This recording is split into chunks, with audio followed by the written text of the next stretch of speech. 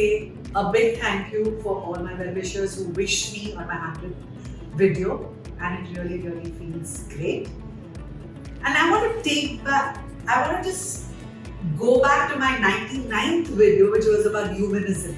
And I spoke about Tom Peters, who said that we need to have a teeny weeny thought about humanism and how are we thinking about humanity. And the thought that triggered in my mind was a question that was asked by someone who watches a lot of my Thoughtful Thursdays. He said, hey Priya, there's a lot written about this. I get the concept, I get the idea, but how do you put it into practice? What are the examples? And I said, okay, let me think about it. And there were two examples that came to my mind. And I want to share one from something that I actually witnessed when I joined the SOMAR community circle. It was a client summit, and there was a lovely presentation in June 2020 by Jennifer Summers on Booking.com. And the topic was how to be inclusive of the LGBTQ. And if I can remember a presentation which was made in June 2020, and it actually, for the very first time I realized that they were actually wanting to talk to that community, not at the community, wanting to talk to the community. And they did something. What is the purpose of Booking.com? It is to make travel easy for everyone or to experience the world, right? Almost everyone. And it's a very inclusive culture that they wanted to build. Of course, they did a research and of course, they spoke to people. But there were two very important things. And we all know the discrimination that happens. We all know the judgment that happens. And they said that can we reduce those friction points? And when they actually map the customer journey, and if those who are ESOMAR members, individual members or corporate members, I think you must listen to this Booking.com presentation and you'll see the consumer journey. And they realize that the friction point that this group had was, will I be accepted? And where was that friction point? The will I be accepted was not, when they were doing the search. It was when they were checking in. Will I be accepted? And the second one was when they were leaving. And if they had a bad experience at any of these places, the negative review rating, they didn't want to because they felt that somebody would get back at them. Will I be accepted? And the negative review rating. These were two friction points or pain points that Booking.com realized were very, very important to make a difference without really tom-tomming and saying, oh, we support this group, but a silent support of why this matters to them.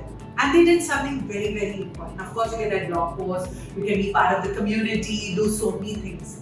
But what they did was they actually had all their partner hotels and Airbnbs go through a sensitization program. Because the main friction point was, will I be accepted? And that happens at the reception. That happens at the check-in counter. And for that, the person had to understand the language, what's appropriate, a non-judgmental, safe space that you need to create. I think that was brilliant because that talks about really, really caring. It's about humanism. And go and check out this lovely talk by Jennifer Summers. And I think this is actually, putting into action what you believe in and being authentic and not talking about it, but silently supporting. So that's my first example. And that's how, I think it's a brilliant example of how you can really, really show your support. The second example is something that's very close and dear to my heart, and actually something that happened at Allmax. And we have a lovely office. It's a bungalow. And one morning I keep charging in, and I love talking to Michelle. And I know some of you know Michelle and who have come to my office. She's like a ray of sunshine. No matter how much worries you have, you see Michelle, you just want to give her a warm hug and cuddle her at times.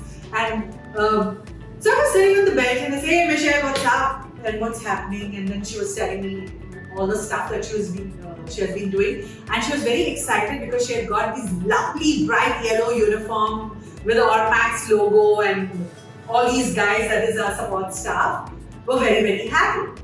I said, oh, wonderful. Then I saw Bhavika. I know some of you know Bhavika as the person who makes this wonderful coffee.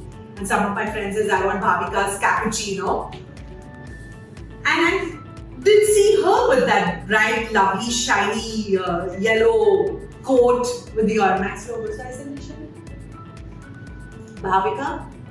And that's when I realized our blind spot.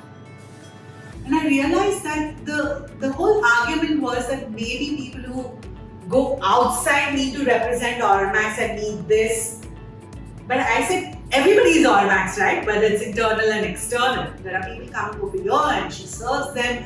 And I remember it was such a transformational journey for Bhavika the moment she got that lovely, yellow, shiny, whatever, I hate to call it uniform or a coat. It was almost like Joseph and his Technicolor, coat. And she took it up personally. She has learned to make this brilliant coffee. She's got it down to a science. She remembers all the people in my office, or people who come to meet me, what they like. She has learned things that she would never do, like setting up the table. Just that teeny weeny attention to looking at a person and recognizing that person at the other end is a woman. And that's my lovely story about there are so many blind spots. And if you pay attention to this, we'll start embracing the thought of uniqueness. If you like what I say and you want to know more, reach out to me.